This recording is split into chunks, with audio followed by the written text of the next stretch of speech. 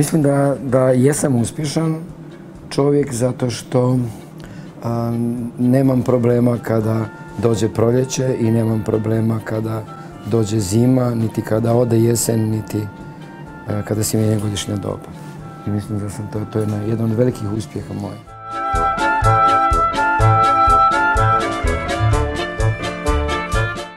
Pa mislim da nekako, ako razumijemo da gluma ne bi postojala, da je nema u realnom životu, onda ne bi postojala ni u ovom, ni u iluziji, ovom i realnom ili umjetničkom životu. Što znači da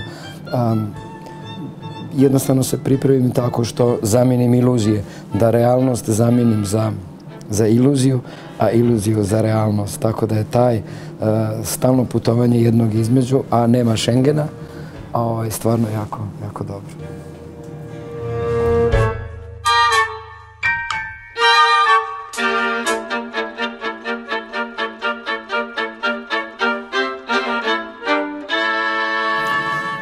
Mislim da se čudim što ljudi tako nekulturno stare. Prvo što me čudi, zato što već moraju da ostare, ako već moraju, zašto tako nekulturno. A još jedno me čudi što sa svojim godinama, kako čovjek raste, tako ne pristaje da u njemu i dalje postoje godišnja doba. I proljeće, i jesen, i zima, i ljeto, nego ima samo jesen, a to nije dobro.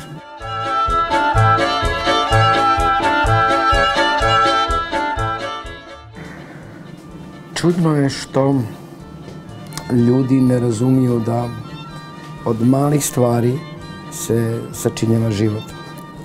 Da je čitav neki jedan dan, da je čitav život sačinjen od mozaika, od malih stvari, ne od velikih stvari. I čudi me što ljudi vjeruju da u kapitalizmu nema para. To je stvarno najveća pizdarija koja je izmišljena. Onda znači da je komunizam. I čudi me što ljudi pristaju da vjeruju da je brak i država organizacija sile koja im garantuje sreću.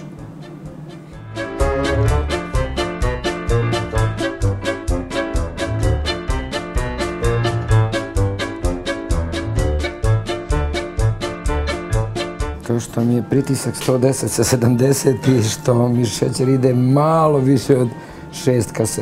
Eto, to je jedan od razloga, da.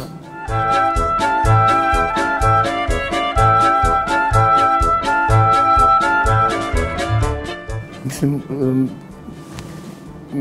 granice čovjeka, a ne moje. I mislim, ja jednostavno kao glumac pokušavam nekako da taj realni svijet stavim u iluziju, a te granice su uzete iz realnosti i to su granice koje dolaze od čovjeka. I dakle, sve ono što pokušavam da radim nekako i da se prisjećam u svojoj umjetnosti, to je u stvari ta granica koja dolazi iz nekog realnog života.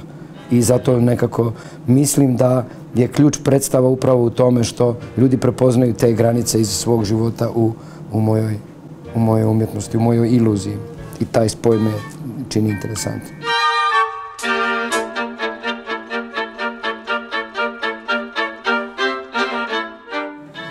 Pa mislim da je jedan od razloga zato što ove moje predstave traju toliko godina i što se toliko puta ponavljaju. Mislim da je interesantno. Za glumca kažu da vlada u prolaznom, zato što odigra predstavu i više nikad ne može ponoviti. Znači, bilo je to nekih 2 sata i ostane samo neko sjećanje. Ne postoji nikakav drugi dokaz. A kada se jedna predstava ponavlja tako dugo, kao što recimo glumac ili kabaret kabareji, kada se ponavlja 10, 15 ili 20 ili 30 godina, onda se nekako ta filozofska misao o prolaznosti jednostavno poništava za neko vrijeme. Zato što onda trajanje, znači taj osjećaj trajanja je nešto potpuno fascinantno.